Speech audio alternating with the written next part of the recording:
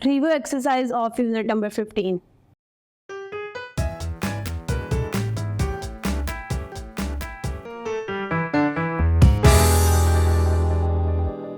Assalamu alaikum. I welcome you all on the platform of digital academic provided by Moonlight International Publishers. Hello my dear students, I'm your maths teacher. My name is Aisha.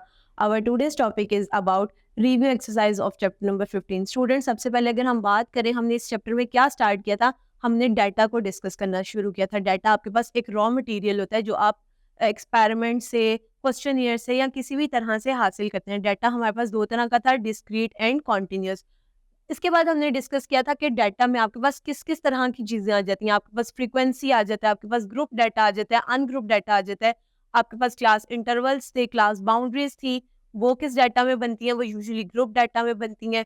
After that आपने discuss किया था कि इस data को आप graph पे किस तरह रिप्रेजेंट करते हो, और ग्राफ में आपने पढ़ा था बार ग्राफ जिसमें आप क्वालिटेटिव एनालिसिस करते हैं। आपने पाई चार्ट पढ़ा था जिसमें आप सर्कुलर रिप्रेजेंटेशन करते हैं डाटा की। आपने लाइन ग्राफ पढ़ा था, लाइन ग्राफ में आप पीरियड ऑफ टाइम में जो चीज़ें हो रही होती हैं वो वेरी कर रही होती हैं। इसके अलावा आपने हिस्टोग्राम पढ़ा था, that is a quantitative analysis of frequency और ग्रुप डाटा। और इसके अलावा आपने ये पढ़ा था कि हिस्टोग्राम जो होते हैं आपके पास कॉन्टिन्यूस भी हो सकता है और डिस्क्रीट भी हो सकता है। हिस्टोग्राम के बाद हमने डिस्कस किया था सेंट्रल टेंडेंसी को। सेंट्रल टेंडेंसी बेसिकली किसी भी डाटा की सेंट्रल पोजीशन को फाइंड आउट करना कहते हैं। और सेंट्रल टेंडेंसी के लिए हमने मीन पढ़ा था, that is the average of all the numbers. Mean के लिए हमने फॉर्मूला यूज किया था x bar is equals to sigma x over n।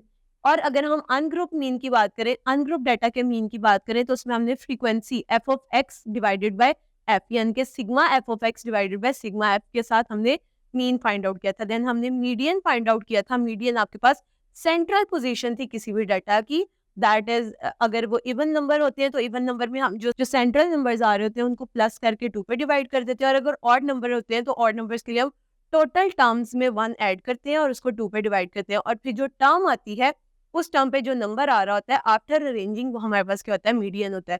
Then हमने मोड डिस्कस किया था। मोड आपके पास क्या था, मोस्टली फ्रिक्वेंटली जो डाटा आपके पास अकर हो रही होती है, जो फ्रीक्वेंसी आपके पास आ रही होती है, that is your mode. Mode के बाद एक नई चीज हमने सीखी थी, दैट इज प्रोबेबिलिटी। प्रोबेबिलिटी आपके पास पॉसिबिलिटीज थी।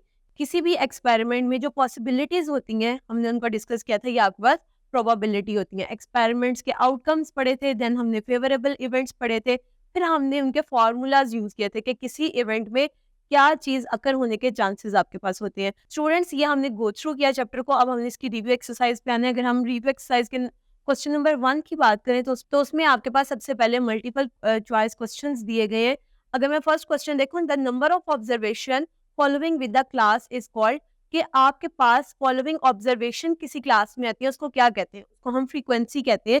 कि कितनी दफा किसी क्लास में जो पॉसिबिलिटीज है वो आ रही है, या किसी क्लास में कितनी दफा कोई डाटा आ रहा है, उसको हम क्या कहेंगे, फ्रीक्वेंसी कहेंगे। अगर हम सेकेंड क्वेश्चन की बात करें, tally marks determine, tally marks आपके पास क्या बताती है, क्लास फ्रीक्वेंसी बताते हैं। सो ऑप्शन डी में हम टिक का निशान लगाएंगे। इसी तरह आपने क्वेश्चन नंबर 1 के बाकी पार्ट्स को सॉल्व करने। अगर हम क्वेश्चन नंबर 2 की बात करें तो क्वेश्चन नंबर 2 में आपके पास क्लास इंटरवल्स में आपके पास एक डाटा दिया है कुछ स्टूडेंट्स का। उन्होंने कहा है कि आपने इस डाटा को रिप्रेजेंट करना है, इनकी फ्रीक्वेंसीज फाइंड आउट करनी है और क्लास बाउंड्रीज फाइंड आउट करनी है। क्वेश्चन नंबर 4 में आपके पास उन्होंने कहा है कि आपने एक बार ग्राफ ड्रॉ करना है, and that is very easy. ये सब आप पिछली वीडियोस में सीख के भी आए हैं।